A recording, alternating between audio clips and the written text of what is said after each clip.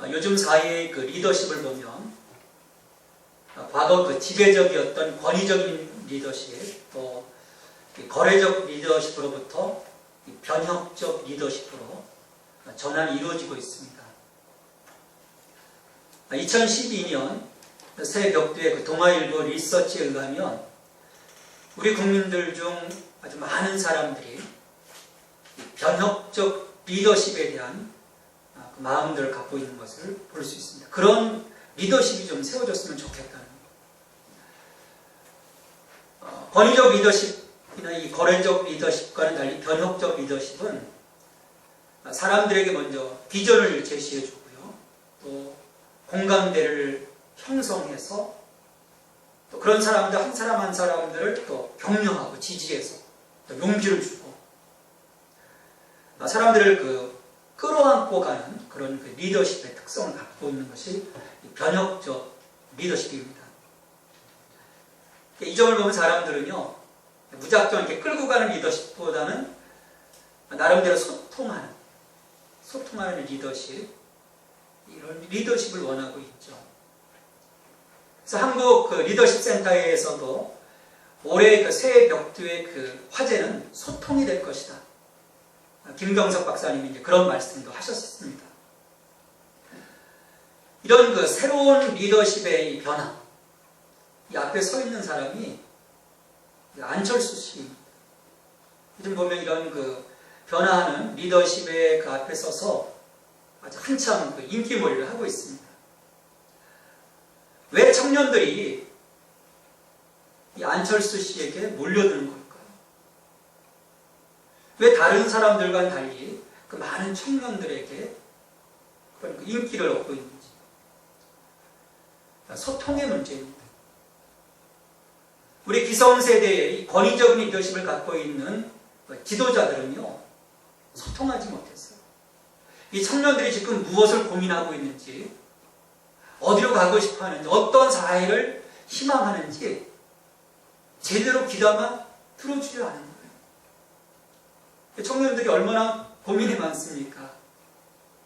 대학을 나와도 이 취직이 될까 말까 그런 고민을 하고 있고요. 끊임없이 학교 등록금은 올라가고 있고, 그러다 보니까 내가 지금 가서 아르바이트를 해야 되는 건지 아니면 가서 도서관에서 공부를 해야 될지 고민하게 되는 거예요. 내 청춘이 왜 이런가? 사실은 그 미래가 불투명하잖아요. 그렇다고 내가 기성세대를 지금 누를 수 있는 힘도 없는, 극복하기도 어려운 거예요. 이미 기득권층이기 때문에 청년들은 큰 벽입니다. 넘어설 수가 없는. 그런 그 답답한 마음들을 갖고 있을 때 청춘 콘서트라고 하는 그 장을 열고, 소통의 장을 열고 청년들이 모이도록 합니다. 거기서 자신들의 어떤 그 마음들이 좀 공유될 수 있도록 이 사람이 공간을 열어주는 거죠. 그러다 보니까 청년들이 여기에 몰려들고 있는 거예요. 하지만 이 청춘 콘서트가 청년들의 그 진정한 갈망을 채워줄 수 있을까? 저는 그렇지 않다고 생각을 합니다. 물론 일시적인 그런 충족을 주고 만족을 주고 그 답답한 마음을 좀 해소할 수 있는 그런 공간은 되지만 거기에서요 또 다른 배고픔, 또 다른 배신을 느낄 수밖에 없습니다. 왜냐하면 이 타락한 인간은 다른 사람들을 근본적으로 충족시켜줄 수가 없는 거예요. 잠깐의 그 갈증을 채워줄 수는 있지만 그 내면 깊숙이 있는 그 삶의 근본적인 문제, 그것을 채워줄 수가 없어요. 해결해 줄 수가 없어요. 그래서 신드롬이라고 하는 겁니다. 이 기현상이잖아요. 전염병과 같이 한순간에만 몰아치는. 근데 이런 신드롬은요, 오래가지 못해요. 우리 인류 역사를 보면 이런 신드롬이 얼마나 많았습니까? 야, 누구다면 글로 다 몰려가는 거예요. 야, 이 사람이다. 야, 이 사람 또 아니야. 그럼 또 새로운 사람을 찾아가는. 이 흐름이 끊임없이 이어져 왔어요. 사람들은 본래 창조되기를 하나님의 형상을 따라 지음받았기 때문에 영적인 존재입니다. 심오한 존재예요. 그런데 죄로 인해서 타락한 우리이기 때문에 그것이 무디어진 거예요. 무디어지긴 했지만 그럼에도 끊임없이 더 높은 존재에 대한 갈망을 갖고 살아갑니다. 물론 청년들과 같은 그 현실의 그 시급한 문제에 대한 그 갈급함도 있지만 이 땅에서 자신의 삶을 세워가다 보면 그 내면 깊은 곳으로부터 나오는 갈증, 그 갈증입니다. 내가 누군가? 내 생이 뭔가? 내가 왜 이렇게 살까? 그래서 보면 다양한 정신세계, 다양한 영적 세계로 사람들이 심취해 들어가요. 요즘 포스트 모더니즘 시대에 보면 그런 그 영적인 스피리추얼한 것들을 가지고 어떤 그 세계들을 파헤쳐 나가는 사람들, 그런 사람들이 참 많습니다. 며칠 전 아마 여기 보신 분들도 있을 거예요. 힐링캠프라고 하는 프로그램에서 가수 박진영이가 나와서 이렇게 대화를 나눈 적이 있습니다. 잠깐 들었어요. 처음부터 끝까지 본 건 아니고 한 부분을 봤는데 그에게 이런 갈증, 이런 그 배고픔이 있었던 거예요. 26세에 대박이 터져서 20억이라는 큰 돈을 벌고 그 지금 JIP라는 그 사업을 사고 한 단계 한 단계 막 성취해 가면서 그러나 그 성취할 때마다 그 속에서는 또 다른 그 갈망, 어떤 갈증, 배고픔이 느껴졌던 거예요. 근데 보니까요, 어디로 가야 할지 모르고 아직도 방황하고 있는 거예요. 아마도 이 방송 이후에 많은 분들이 관심을 가졌던 것 같아요. 그래서 며칠 전에 이틀 전인가 트윗에 글이 올라왔어요. 물론 저도 안타까운 마음에 이 친구에게 트윗을 보냈어요. 자, 이렇게 한번 좀 해봐라. 그의 그 트윗의 글을 보면은 이 세상과 내 삶의 진정한 주체가 있다면 분명히 나에게 자신의 모습을 드러내리라 믿어요. 물론 내가 간절히 찾는다면요. 그래서 간절히는 찾지만 조급하게는 찾지 않으려고요. 그러니 너무 걱정 마세요. 여러분들의 많은 걱정과 조언 진심으로 감사드려요. 여러분, 그러나요? 포기하지 않고 찾아간다고 해서 다 찾을 수 있는 것이 아니에요. 어디에서 찾느냐가 중요합니다. 천천히 가느냐 빨리 가느냐가 중요한 게 아니에요. 속도가 아닌 이 방향을 잘 잡고 가느냐, 그게 중요합니다. 요즘 안타까운 것은요, 많은 사람들이 자신들이 갖고 있는 물질, 자신들이 갖고 있는 시간, 자신들이 갖고 있는 정력, 이런 것들을요 전혀 무의미한 곳에 투자하고 있는 경우들이 많아요. 막 엉뚱한 곳에서 찾아 헤매는 거예요. 우리가 정신 바짝 차리고 이런 사람들에게 방향을 잘 잡아줄 수 있어야 합니다. 이러한 그 헬퍼가 되려고 하려면요, 내 안에 확실한 것이 있어요. 확실한 것이 있어요. 이것 없이 내가 어떻게 방황하는 사람들을 이끌어갈 수 있겠습니까? 같이 죽죠. 그러다 보면. 2000년 전 이 팔레스타인 땅 이 요단강에서 회개의 세례를 외치며 사람들에게 세례를 베풀던 이 세례 요한, 이 세례 요한에게도 사람들이 몰려왔어요. 수많은 사람들이 몰려왔습니다. 종교 지도자들부터 시작해서 가난한 천민들까지 수많은 사람들이 몰려왔어요. 그 속에서 사람들은 메시아를 보려고 했습니다. 이스라엘 백성들은요, 그 당시 영적으로 굶주려 있었어요. 400년간이라고 하는 그 침묵 시대를 거치면서 하나님이 말씀하지 않으셨을 때 그들은 하나님 말씀에 대한 갈망이 있었어요. 근데 어느 날 빈들에서 외치는 소리가 있었어요. 사람들은요, 이 세례 요한의 모습 속에서 하나님의 음성을 들었대요. 자, 그런데 그렇게 백성들을 충족시켜주던 이 세례 요한이 우리가 말씀을 통해서 보았던 것처럼 이 헤롯 안티파스에 의해 가지고 죽임을 당합니다. 사람들이 다 절망에 빠지면 다시 하나님의 음성이 멈췄을 때, 근데 그들 앞에 새롭게 나타난 분, 이처럼 허탈감에 빠져 있을 때 이 사람들 앞에 새롭게 나타난 분이 바로 예수님이십니다.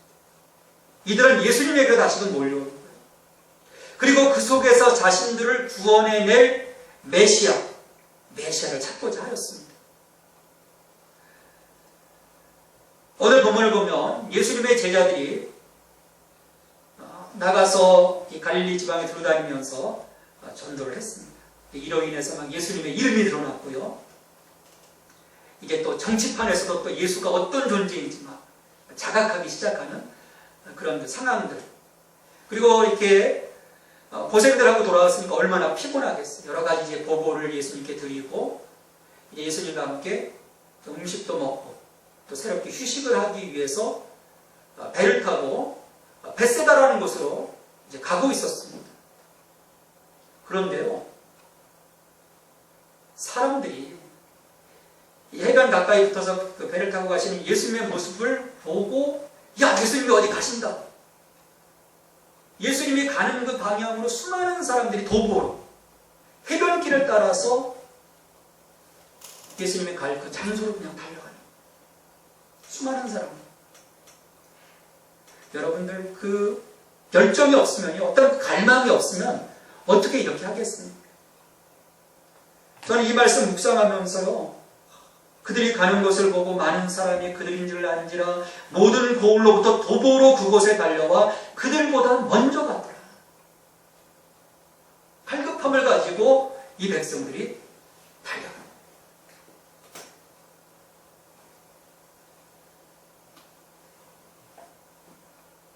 이것을 모른 채 이 벳세다에 도착해서 예수님은 깜짝 놀라셨어요. 그곳에 그렇게 수많은 무리들이 모였을 거라고는 생각하지 않으신 거예요. 지금 쉬러 가셨단 말이에요. 이처럼 갈급한 마음으로 모여있는 수많은 무리를 보시면서 예수님은 그들을 불쌍히 여기셨습니다. 목자를 잃어버리고 방황하는 저들의 모습을 느꼈기 때문에. 이 목자가 없는 양, 여러분 어떨 것 같습니까? 이 팔레스타인 땅에서 목자가 없다고 하는 것은 양에게 있어서는 그 죽음입니다. 위험한 짐승으로부터 도저히 보호받을 수가 없어요. 이렇게 우리나라처럼 이렇게 초원이 푸르는 것이 아닙니다. 그러니까 목자가 잘 이끌고 가서 풀 있는 곳에 먹여줘야 돼요. 목자가 가서 풀도 먹여줘야 되고 물도 먹여줘야 되는 거예요. 또 넘어지면 혼자 못 일어납니다. 목자가 이렇게 세워줘야 돼요. 그러니까 목자가 없다고 하는 것은요, 죽음입니다.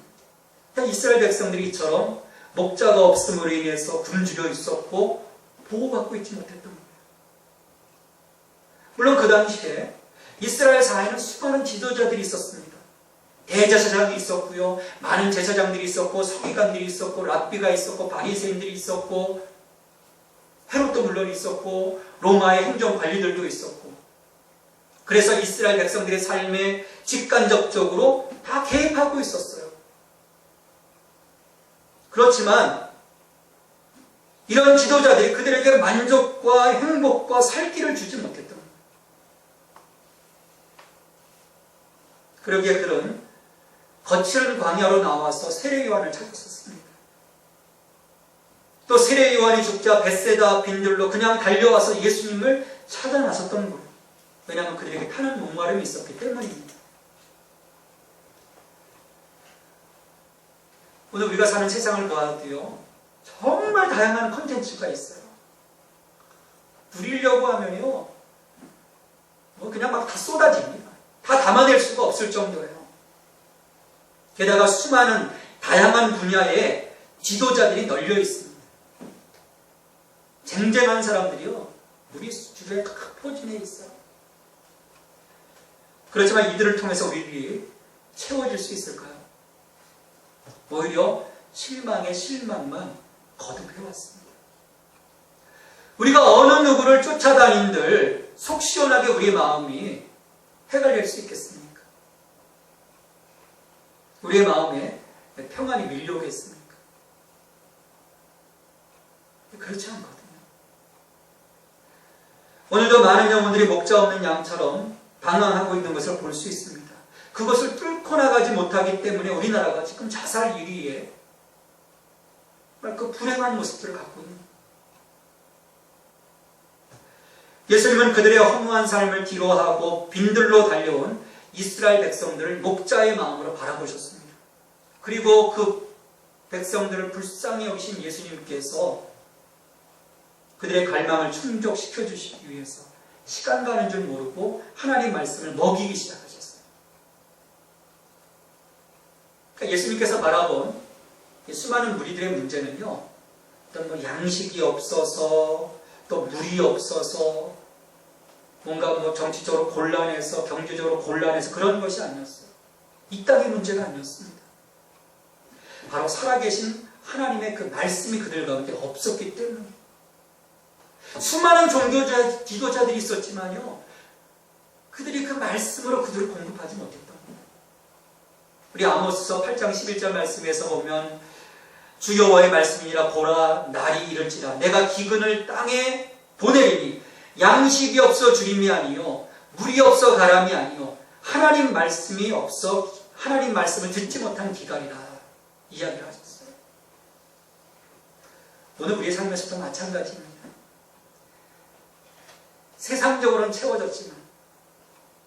세상적으로는 채워졌지만 우리 내면을 채우지 못하게 수많은 사람들이 그 갈증을 해결하기 위해서 이곳저곳 기웃거리면서 살아가고 있습니다. 하지만 그러면 그럴수록 허무함이 더 깊어질 뿐이죠. 자, 이렇게 양을 사랑하는 목자의 심정으로 예수님은 시간 가는 줄 모르고 하나님 말씀을 가르치셨어요. 또 이 갈급했던 양떼들도 하나님 말씀을 먹기에 시간은 가는 줄 모르고 있었습니다. 이 갈급하고요, 은혜 받으면요, 시계를 쳐다보지 않습니다.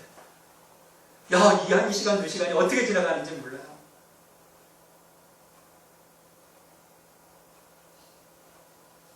그런데 여기에서 이 시간의 흐름을 눈치챈 사람들이 있습니다. 12제자예요. 오직 이 12제자만이 시간 가는 것을 알고 있었어요. 왜냐하면 그들은 이미 지쳐 있었고 지금 음식 먹을 겨를도 없었기 때문에 여기 좀 쉬러 와서 좀 음식도 먹고 휴식을 취하려고 했는데 그걸 다 뺏겨버린 거예요.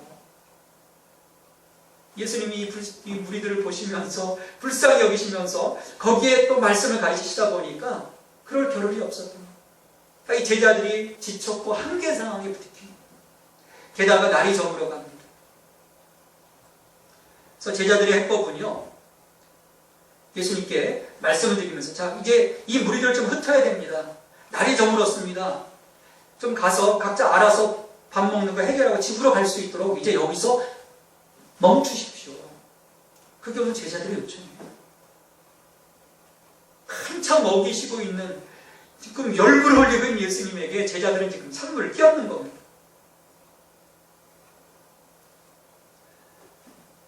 주변이 빈들이에요. 그러니까 제자들이 제시하는 방법이 어떻게 보면 상식적으로 맞는 거예요. 주변이 빈들이고 먹을 어떤 그 주변에 시설도 없고 그러니 각자 알아서 하도록 하는 것, 그것이 가장 합리적인 방법이었습니다.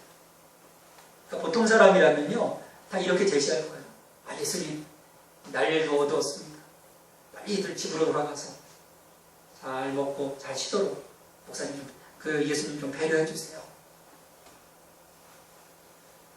근데 그 제안은요 보기 좋게 예수님께 거절당합니다. 거절당해버렸어요. 왜냐하면 지금 목자를 찾아온 양이에요. 목자를 찾아왔습니다. 먹이지도 않고 흩어버린다고 하는 것은 목자로서 선한 목자이신 예수님으로서 생각할 수 없는 일이었던 거예요. 여러분 양들이 귀찮다고 목자가 양떼를 흩어 야 니들이 알아서 먹어. 그건 목자가 아닌 거죠. 그렇지만 제자들에게는 그런 목자의 마음이 없었습니다. 이제 날이 저물어 흩어져야 할 시간이었기 때문에 제자들은 사람들이 좀 떠나갔으면 하는 그런 마음뿐이었던 거예요. 그러니까 어떻게 보면 아직 그 스승의 마음이 이 제자들에게까지 고스란히 흘러들어간 게 아니에요. 그 마음이 지금 전이 되지 못한 거죠. 한 영혼이 천하보다 귀하다고 말씀하시는 예수님의 마음을 우리가 온전히 느낄 수 있을 때 우리도 목자이신 예수님의 마음으로 살아갈 수 있습니다. 이 마음이 없다 보니까 늘 문제예요. 이 마음이 없다 보니까 늘 우리가 이기적인 삶을 살아가게 됩니다. 그처럼 목자의 마인드를 갖고 있지 못한 제자들에게 예수님께서 말씀하셨어요. 너희가 먹을 것을 주라. 무리들 스스로 사 먹게 하지 말고 너희가 주라는 거예요. 먹을 것을. 이것은 제자들에게 목자로서의 그 책임을 감당하도록 하시는 주님의 요청이십니다. 우리가 이 목자이신 예수님을 대행하려고 하면요, 우리도 이런 그 책임을 감당할 수 있어야 합니다. 먹일 수 있어야 돼요. 하지만 제자들에게 이것은요, 말도 안 되는 소리였어요. 제자들이 이야기했듯이 200데나리온이라는 거금이 드는 일이었기 때문입니다. 노동자 하루 일당이요, 1데나리온이에요. 그러니까 한 사람이 200일 동안 뼈 빠지게 일해야 되는 그 돈을 여기 지금 쏟아 부어야 되는 거예요. 물론 돈도 없거니와 이 사람들을 위해서 그렇게 거금을 드릴 이유도 제자들에게 없었던 거예요. 또 돈이 있어도 수만 명의 사람들을 단시간 내에 먹일 수 있는 시설도 지금 없었습니다. 그러니까 불가능한 거예요. 근데 주님은 먹이시라고 말씀을 합니다.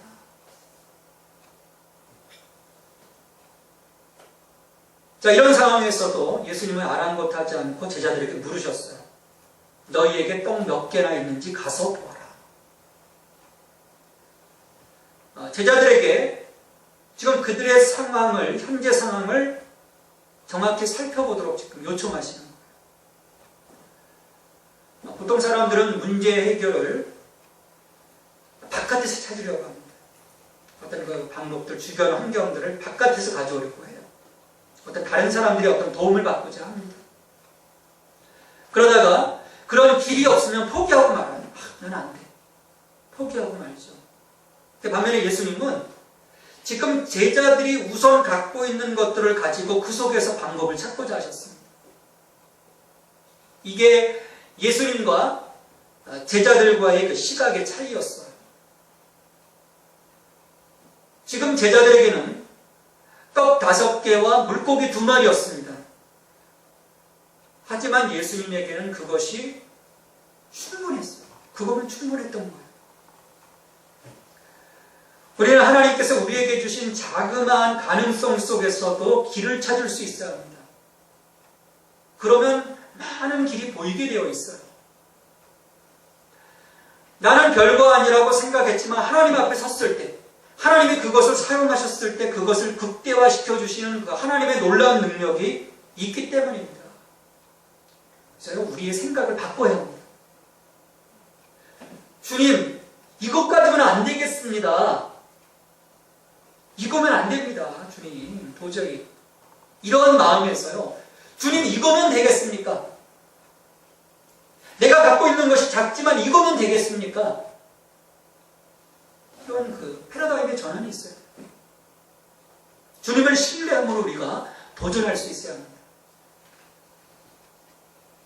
인간적인 가능성의 그 세계에 갇혀서 생각할 때는 200데나리온이라는 돈이 필요했어요.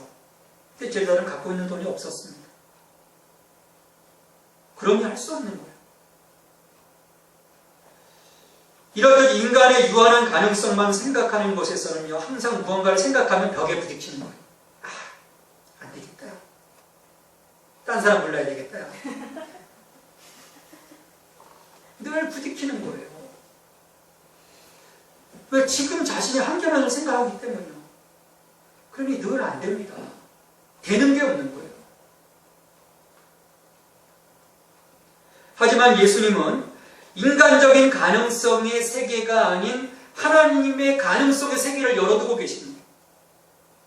그러니 우리가 불가능하다고 생각했던 것들이 다 이루어질 수 있습니다. 매일매일 우리가 기적을 살아갈 수 있는 거예요. 예수님은 사람들을 푸른 잔디 위에 100명, 50명 무리지어 앉도록 제자들을 시키셨습니다. 자, 사람들이 말씀을 지금 집중해서 듣다가 예수님의 지시를 받은 제자들에 의해서 지금 무슨 일이 벌어지고 있는지 알지도 못한 상태에서 이제 100명씩, 50명씩 이렇게 모여 앉았어요. 그리고 사람들이 예수님을 바라보니까 예수님께서 떡 5개와 물고기 2마리를 가지시고 들어서 하늘을 우러러 축사하셨다고 했습니다. 그러니까 하나님께 찬양과 감사의 기도를 드리십니다. 그리고 기도를 마치신 후에 제자들에게 떡을 떼어주시면서 사람들에게 나눠주게 하셨습니다. 물고기도 그렇게 나눠주셨어요. 오늘 본문을 보면 제자들이 마지막 사람들에게 떡과 물고기를 나눠주기까지 그들 손에서 떡과 물고기가 끊이지 않았다고 했습니다. 우리들의 배분법은요, 군대에서도 이 배식에 실패한 치사병 용서할 수 없다고 했는데 굉장히 배분법이 중요합니다. 근데 제한적인 거잖아요. 우리가 갖고 있는 것은. 요 갖고 있는 것에서 나눠주다가 떨어지면 그만입니다. 그런데 하나님의 배분법, 이 예수님께서 보여주신 이 하나님의 배분법은 우리의 상식, 우리의 한계를 넘어서는 거예요. 유한한 질량, 유한한 무게, 유한한 부피, 이 한계를 넘어서서 무한한 질량과 무한한 부피와 무한한 무게로 나가는 거예요.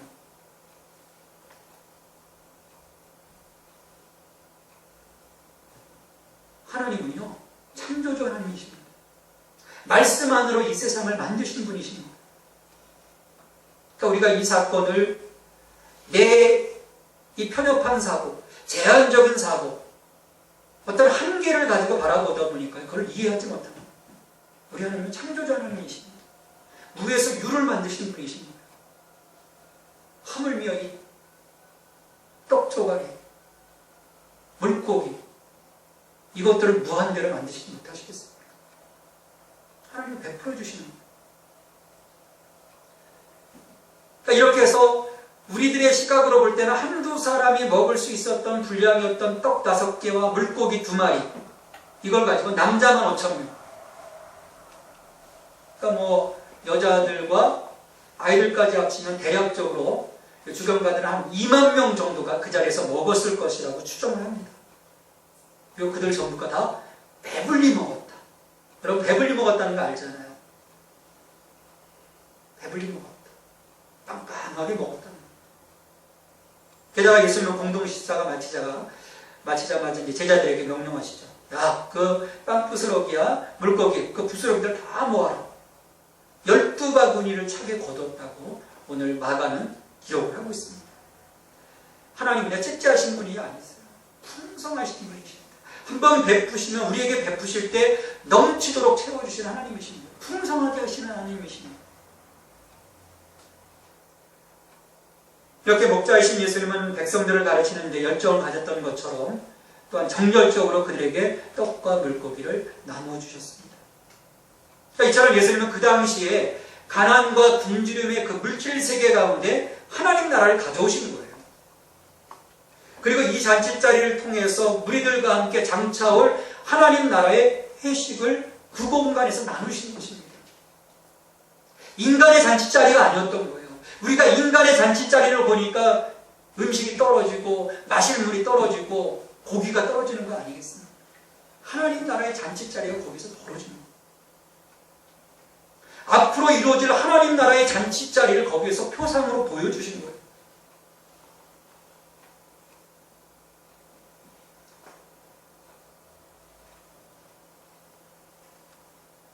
오늘도 이처럼 천국잔치가 우리 가운데 이루어져야 합니다.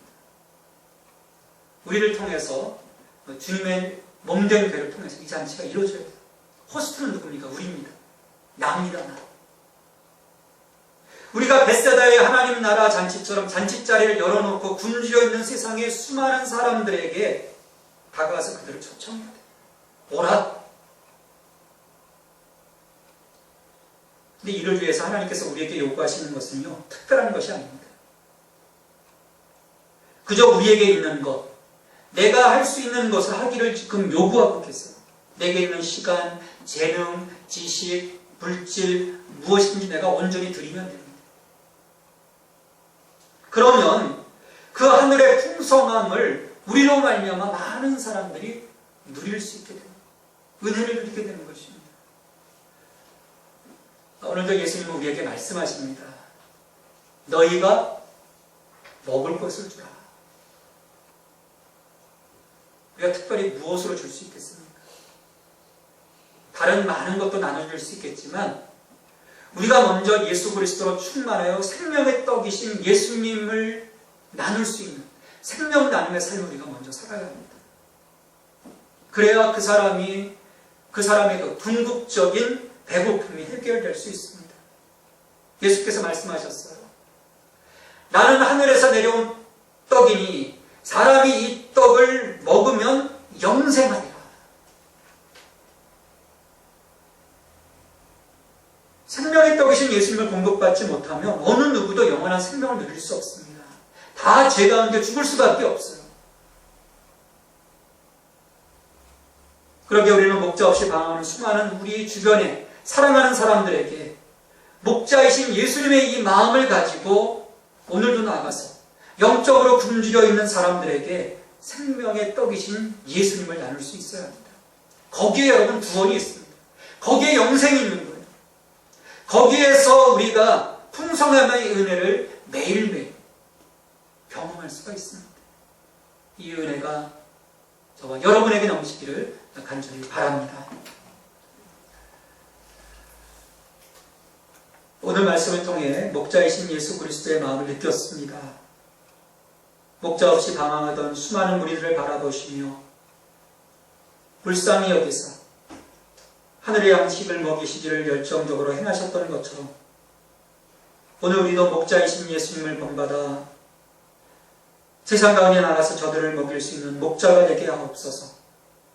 너희가 먹을 것을 주라 말씀하셨는데 이에 순종하여 생명의 떡이신 예수 그리스도를 나누며 영생의 자리에 이룰 수 있도록 돕는 거룩한 제사장으로 살게 도와주옵소서. 하나님의 은혜 안에서 날마다 오병이어의 기적을 또한 경험할 수 있기 원합니다. 주님 풍성한 인생 되게 하옵소서. 예수님의 이름으로 기도하옵나이다. 아멘.